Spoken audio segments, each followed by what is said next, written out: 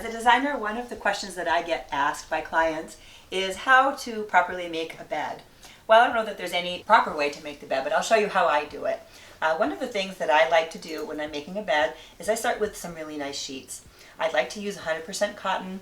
Sateen is really nice because it's soft. The best quality sheet that you can get, because that's what you'll feel on your skin. So it's nice to have something that adds a little bit of luxury to your sleeping experience. So the first thing that I do is start with that fitted sheet. And of course this is a queen bed, so we're dealing with a queen bed here. So we put that fitted sheet on the bed, and then we take that top sheet and we put it face down. We did it face down so that when you turn it down, you'll actually have the right side facing up. So that's the pretty side and the finished side that you'll see. These sheets have some nice embroidery and some monogramming, so you can really personalize those sheets if you want to as well.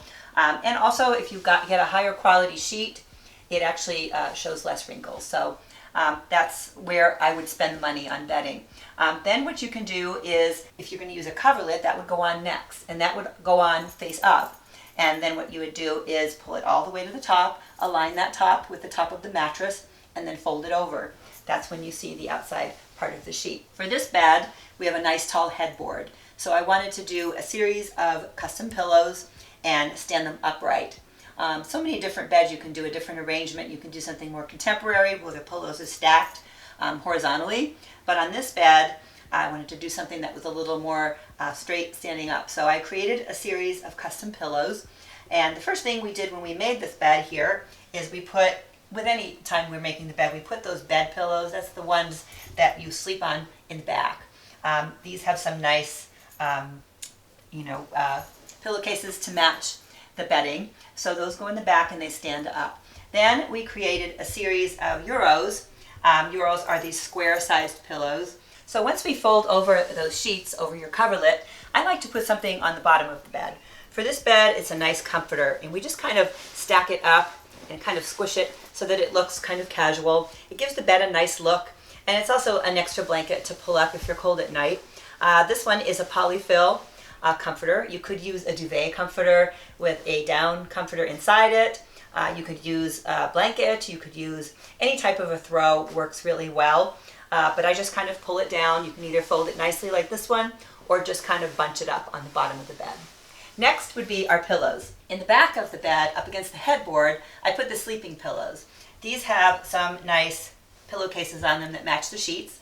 But even if you don't have pillowcases that match your sheets, you can put them in the back of the bed, and then they're there at night when you take everything apart, but they're on the back of the arrangement. Then on a bed like this, where we used custom pillows, we were able to choose all of these fabrics that coordinate with other elements that we have in the room. The artwork, the window treatments, and some of the upholstered pieces. For the back, what I did, this is a queen size bed, so I used 2 Euros. If you have a king size bed, you can put 3 because it's a little bit wider. So what I did here is I stacked 2 Euros. We used a fabric, again, that coordinates with some of the other elements in the room.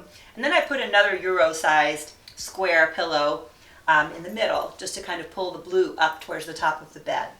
And again, because these are custom, I was able to make and design any size or assortment that I wanted. I wanted to bring the window treatment fabric over here onto the bed. So this beautiful geometric pattern is very silky and it matches our window treatment. So we created some pillows that were just the right size for the rest of the pillows that we have stacked on the bed. Then we wanted to pull in an accent pillow. Anytime you're mixing fabrics, it's really important to keep in mind the size and scale of the particular fabrics that you're grouping together. We've got solids, we've got geometrics. If you have any larger scale patterns, like these pillows, you don't want anything that competes with that. So I pulled in a smaller size geometric and created a pillow here that was the perfect size to pull this look together.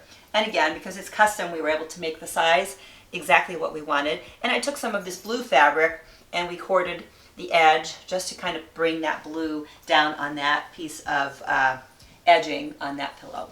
And we also, on this fabric, we also pulled it into a Roman shade in the adjacent master bathroom. So you'll actually see this fabric twice in the space, and it really creates some continuity going from the master bedroom to the bathroom space.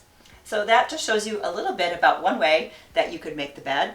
And of course you could do numerous different assortment of pillows and colors and fabrics, and the amount of pillows can vary depending on the size of the bed that you have. and you could certainly use pillows that you already have in your space and pull together a really nice look on your bed.